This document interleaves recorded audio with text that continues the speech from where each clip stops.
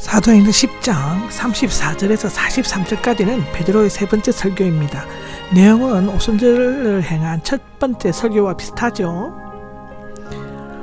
34절에 입을 열어가 나오는데 이야기하려는 내용이 중요하고 권위가 있음을 나타내는 히브리적 표현입니다. 여기에서는 이방인에 대한 구원을 선언하는 건 중요한 말을 할 것임을 나타내고 있는데 베드로의 설교는 10가지 조목으로 요약되어 있습니다. 첫째로는 하나님께서는 사람을 겉모양 보고 차별하지 않으신다라는 것입니다.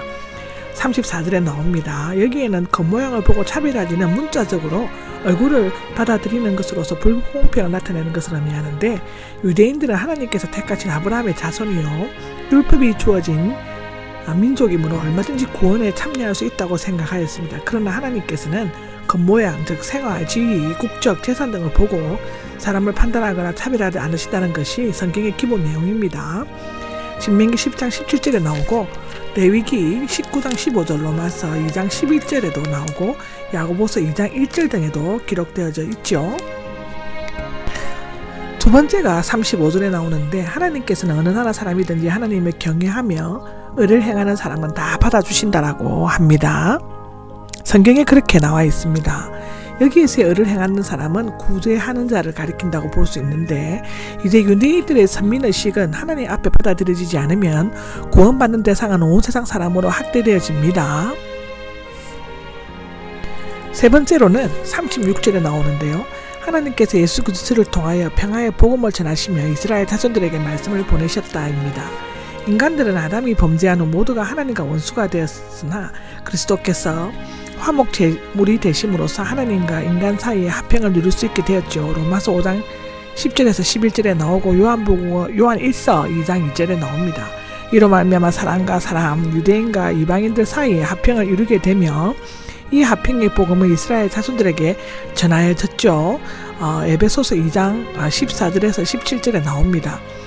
그리고 네 번째로 예수 그리스도의 만유의 주님이시라고 또 36절에 기록되어 있는데, 만유의 주님은 창조주 여호와 하나님께 사용하였던 유대적 칭호이지만 여기에서는 구원의 유일한 길이신 예수 그리스도로 적용되고 있습니다. 여기 만유는 세계 만물 모든 사람을 의미하는데, 예수 그리스도는 하나님과 동등한 창조주시죠. 요한복음 1장 3절에 나옵니다. 성육신하시어 죽으시고 부활승천하시 후 본래의 권세를 회복하시고 만유적 모든 피조물에 대하여 왕노릇을 하신다고 빌립보서 2장 6절에서 11절에는 기록되어져 있습니다.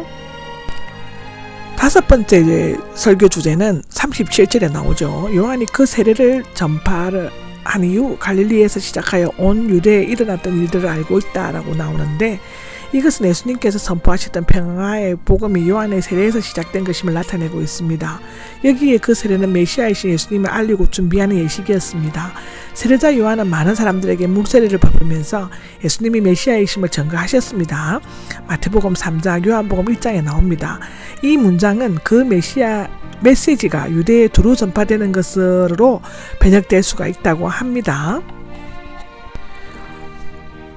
38절에 보면 하나님께서 나사렛 예수에게 성령과 능력으로 기름을 부으셨다고 나오는데, 여기에서 나사렛 예수님이라는 명칭은 그가 역사적으로 존재했었고 인성을 지니셨던 분임을 강조하고 있습니다. 그리고 성령과 능력으로 기름 부으신 것은 예수님의 신성을 나타내는 표현입니다. 세례자 요한은 하늘로부터 성령이 비둘기같이 내려 예수님께 임하신 것을 보았다고 요한복음 1장 32절에는 말하고 있죠. 이것은 하나님께서 예수님의 성령의 충만함과 모든 하늘의 권세를 주신 것임을 나타낸다고 누가복음 10장 22절에는 기재하고 있습니다. 그들은 예수님을 나무에 매달아 죽였다라고 39절에 나오는데, 예수님께서 오는 일을 위해 저주의 상징의 십자가에 달려 죽으셨다는 것을 신명기 21장 22절, 요한복음 19장, 베드로전서 2장에 나오는데, 베드로는 바로 이 십자가를 목격한 증인이었죠.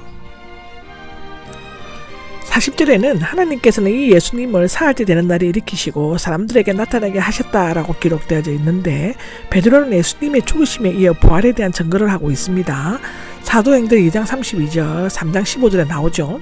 그리스도의 부활은 복음의 핵심과 선교의 중심 내용이 되고 있습니다. 고린도전서 15장 13절에서 15절에도 기록되어 있습니다. 부활하신 예수님은 제자들을 비롯하여 하나님께서 미리 선택하신 증인들, 에서 나타나셨다고 41절에는 말하고 있고 함께 먹고 마시기까지도 하셨다라고 누가복음 24장, 요한복음 21장에는 기록되어져 있습니다. 하나님께서는 예수님의 살아있는 사람과 죽은 사람의 심판자로 정하셨다라고 42절에 나오는데, 예수님은 십자가 부활을 통해 구속을 성취하셨을 뿐만 아니라 장차 재림하셔서 산자와 죽은 자를 각 사람의 행위대로 심판하실 것이라고 요한복음 5장, 고린도전서 15장, 요한계시록 20장에 이렇게 기록되어져 있습니다. 43절에는 예수님을 믿는 사람은 누구든지 그분의 이름으로 죄를 용서받는다라고 기록되어져 있습니다. 이 구원의 말씀은 오래전부터 구약시대 예언자들에 의해 예언되었습니다. 이사야 33장에도 나오고 53장에도 나오고 나옵니다. 예수님의 죽음과 부활을 통해 나타나는 구원의 효력이 믿는 자들에게 미침으로써 인간의 죄 문제는 완전히 해결된다고 언급되고 있습니다. 이와 같이 베드로는 유대인들과 마찬가지로 이방인들에게도 예수 그리스도의 이름을 믿고 그 주권에 순종하면 구원을 얻을 수 있다는 내용으로 설교를 끝내고 있죠. 44절에는 성령께서 내려오셨다 합니다. 베드로의 설교가 아직 끝나지 않았지만 안수나 세례 없이 말씀을 듣고 있던 모든 사람들에게 성령께서 내려오셨습니다.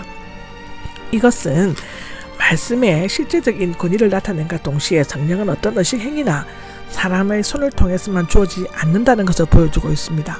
또한 이것은 하나님께서 약속하신 성령과 그 권능을 기다리고 있던 제자들에게 처음 내렸던 오순절의 것과 비슷하며 이방인들에게도 유대인들과 같이 성령이 내렸다는 것에 더 의미가 있습니다.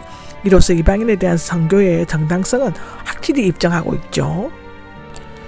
45절에 몹시 놀라워했다라고 나와 있습니다. 베드로와 함께 있던 사람들은 할례받은 신자들, 즉 기독교를 개정한 유대인들의 복음이나 성령의 유대인에 위한 것임을 전통적인 생각을 가지고 있었기 때문에 이방인들에게도 성령의 선물이 쏟아져 내리는 것을 보고 놀라지 않을 수가 없었습니다.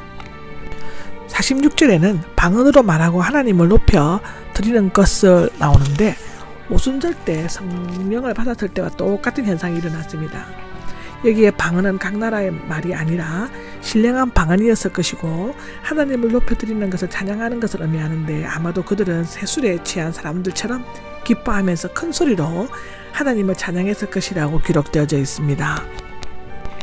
47절에는 우리처럼 성령을 받음으로가 나오는데, 베드로는 이방인들이 성령 받는 것이 자신이 성령 받는 것과 똑같다고 선포함으로써 이방인들의 성령 체험을 정식으로 인정하고 있습니다. 이것은 앞으로 이방인 전도에 있어서 중요한 전례가 될 수 있습니다. 물로 세례를 주는 것을 막을 수가 있겠습니까? 라고 질문하는데, 물로 세례를 주는 것은 이전에 지은 죄를 씻고 그리스도와 함께 연합되었음을 선포하는 상징적인 의식입니다. 어떻게 보면 성령을 받은 후에는 굳이 형식적으로 물 세례를 받아야 할 필요가 없다고 생각할 수 있습니다. 그러나 예수님께서는 물과 성령으로 거듭나야 할 것을 말씀하셨을 뿐만 아니라 요한복음 3장 5절에 기록되어 있죠. 의식적인 세례를 주라고 명령하였습니다. 이것 또한 마태복음 28장 19절에 나옵니다. 여기에 막을 수 있겠습니까? 라고 질문하는 것은 빌립에게 세례 줄 것을 원했던 에디오피아 내시처럼 여기에서도 하나님의 은혜의 행위가 분명하다면 그 응답으로서 세례 주는 것을 금할 수가 없다는 것입니다.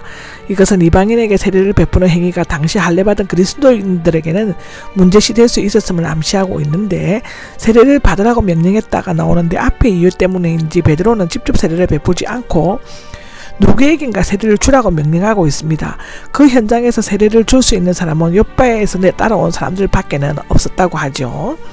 베드로는 바울처럼 세례 주는 일에 신중하였으며 말씀 전하는 것 외에는 큰 관심을 두지 않았습니다. 머물러 달라고 요청하였다는 것이 나오는데, 은혜 받은 자는 더 받기를 원하는 법입니다.